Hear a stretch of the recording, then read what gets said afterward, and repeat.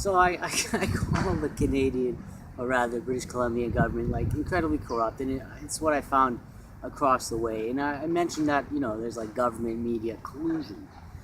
So what do you mean by that? What about an example, Michael? All right, so here's a really good one. During the Olympics, we had the 2010 Winter Olympics.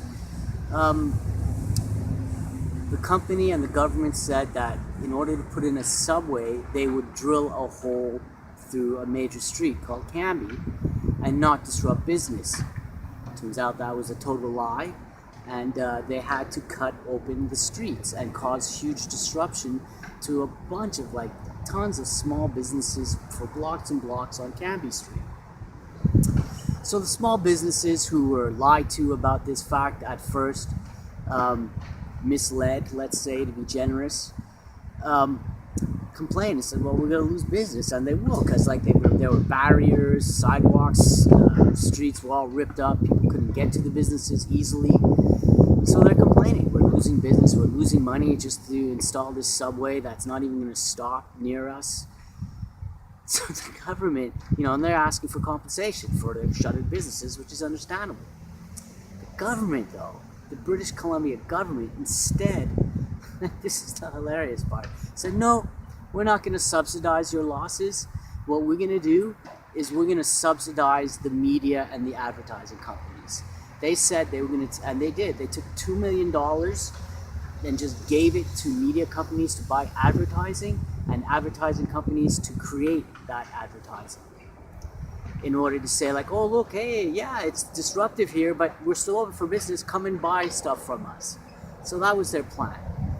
Now, they could have taken that 2 million, taken 10 G's off of it and given it to every single small business in the area, and they would have been like, great, at least we can, do something with our, our losses. We can shutter, we can stay alive, we don't have to move, we can wait.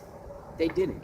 Instead of subsidizing the people who were losing money, small business, the backbone of any economy, they decided to give $2 million that the media companies, the advertising, the newspapers weren't expecting. Same thing with the advertising companies. It's new money. It was a direct subsidy to the media and the advertising companies instead.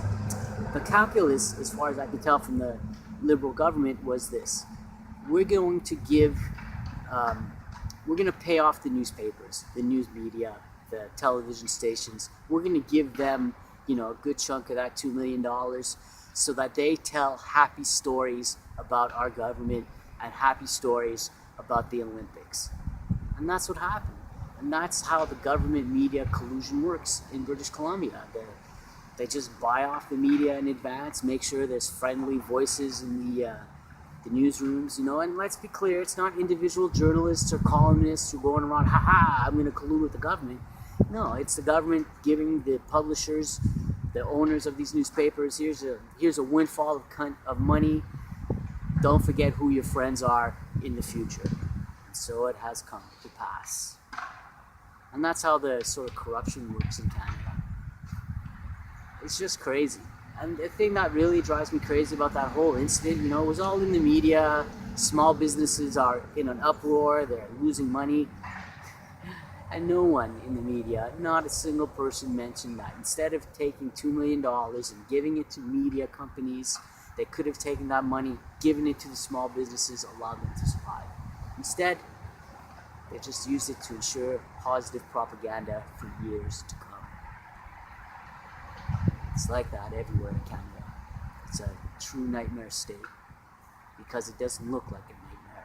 It just is one.